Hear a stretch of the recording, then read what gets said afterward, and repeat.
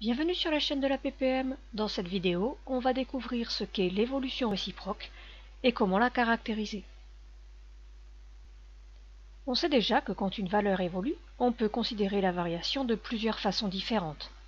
Avec la variation absolue, en calculant ΔV, qui est la quantité à ajouter à VI pour trouver VF. Avec la variation relative, en utilisant le taux d'évolution ou le pourcentage d'évolution. Et avec le coefficient multiplicateur. Dans cette vidéo, on veut étudier la variation qui permet de contrer celle-ci, c'est-à-dire de revenir de la valeur finale à la valeur initiale. On appelle cela la variation réciproque. Comme toute évolution, on peut définir sa variation absolue, qu'on appellera ΔV réciproque, sa variation relative réciproque, avec le taux d'évolution réciproque ou le pourcentage d'évolution réciproque, et le coefficient multiplicateur réciproque. Mais comment trouver ces valeurs? En ce qui concerne la variation absolue, c'est très simple. S'il a fallu ajouter ΔV pour aller de la valeur initiale à la valeur finale, alors il suffira de soustraire ΔV pour aller de la valeur finale à la valeur initiale. Ainsi, la variation absolue réciproque, c'est l'opposé de la variation absolue de l'évolution de départ. Pour le coefficient multiplicateur aussi, c'est très simple. Pour passer de la valeur initiale à la valeur finale, on a multiplié par Cm. Donc pour revenir de la valeur finale à la valeur initiale, il suffit tout simplement de diviser par Cm. Donc multiplier par le coefficient multiplicateur réciproque, c'est pareil que diviser par le coefficient multiplicateur de départ. Mais diviser par un nombre, c'est multiplier par son inverse. Donc le coefficient multiplicateur réciproque, c'est 1 sur le coefficient multiplicateur de la situation étudiée à la base. Il ne nous reste plus maintenant qu'à s'occuper du taux réciproque. Mais attention au taux réciproque, car il s'applique à la valeur finale, alors que le taux de départ s'appliquait à la valeur initiale. Ce n'est pas le même nombre. Ainsi, le taux réciproque d'une hausse de 15% n'est pas une baisse de 15%, car 15% de la valeur initiale, ce n'est pas pareil que 15% de la valeur finale. Si on connaît déjà les valeurs initiales et finales, on peut utiliser la définition du taux telle que vue dans la première vidéo. C'est-à-dire que le taux réciproque, c'est VI moins VF sur VF. Mais si on ne connaît pas la valeur initiale et la valeur finale, si on ne connaît que le taux de l'évolution étudiée à la base, comment pourra-t-on s'en sortir? Eh bien, on utilisera le lien entre le taux et le coefficient multiplicateur. De la même façon, le taux réciproque, c'est le coefficient multiplicateur réciproque moins 1. Et le coefficient multiplicateur réciproque, c'est le taux réciproque plus 1. C'est grâce à cela qu'on pourra s'en sortir si on ne connaît pas la valeur initiale et la valeur finale, mais que l'on connaît seulement le taux d'évolution. Voyons cela sur un exemple. Durant la journée du mardi, le cours d'une action à la bourse a augmenté de 7%. Le mercredi soir, elle est revenue à son cours du mardi matin. On se demande quel est le taux d'évolution du cours de l'action pendant la journée du mercredi. Commençons par faire un schéma.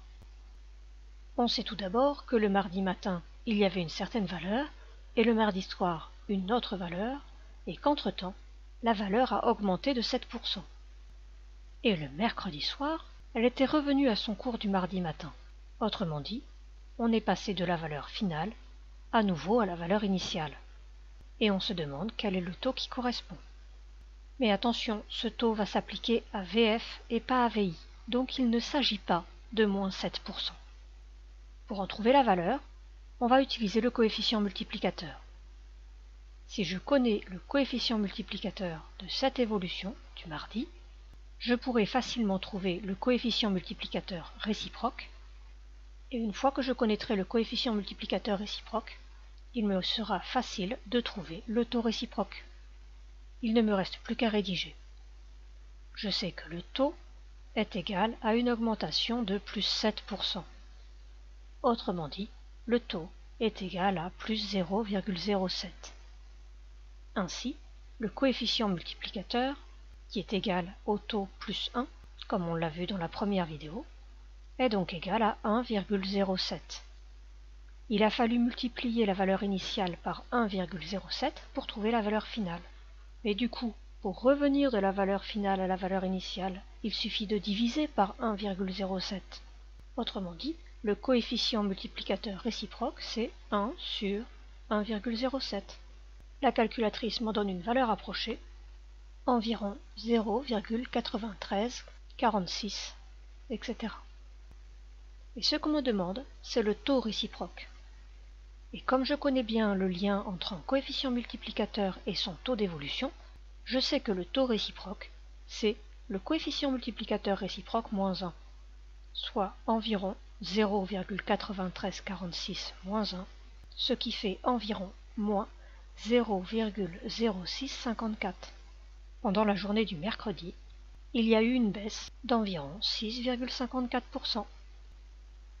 Pour voir si vous avez bien compris, voici un deuxième exercice. Dans chacun de ces deux cas, grâce au taux d'évolution donné, il faut calculer le coefficient multiplicateur, puis le coefficient multiplicateur réciproque, et enfin, le taux d'évolution réciproque. Mettez cette vidéo en pause, faites vos recherches, puis remettez la vidéo en route pour avoir la réponse. Vous êtes prêts? On corrige. Dans la situation petit a, on vous dit que le taux est une diminution de 33%, c'est-à-dire moins 0,33. Cela me permet de trouver le coefficient multiplicateur, qui est le taux plus 1, donc 0,67.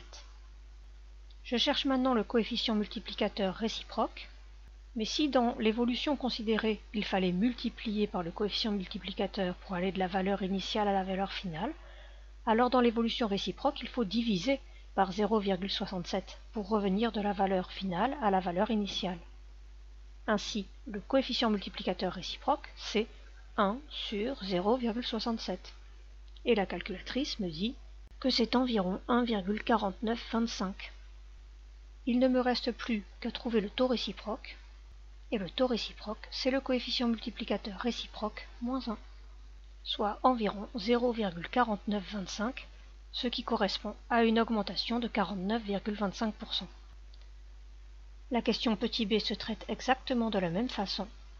La variation relative est une augmentation de 12,8%, autrement dit le taux est de 0,128, donc le coefficient multiplicateur est de 1,128, le coefficient multiplicateur réciproque est 1 sur 1,128, soit environ 0,8865, et le taux réciproque est donc le coefficient multiplicateur réciproque moins 1, soit environ moins 0,1135, ce qui correspond à une baisse de 11,35%.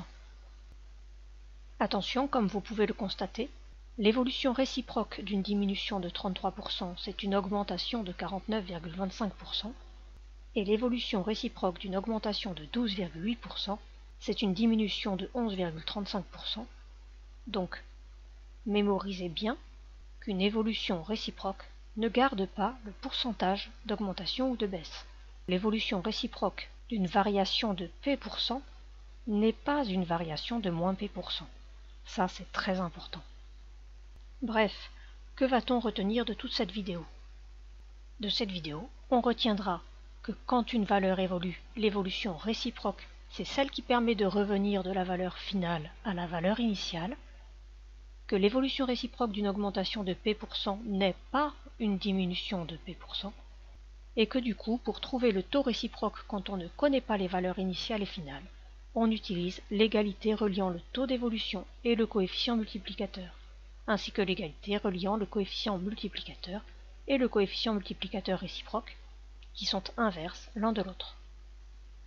Dans la prochaine vidéo, on verra comment étudier les évolutions successives.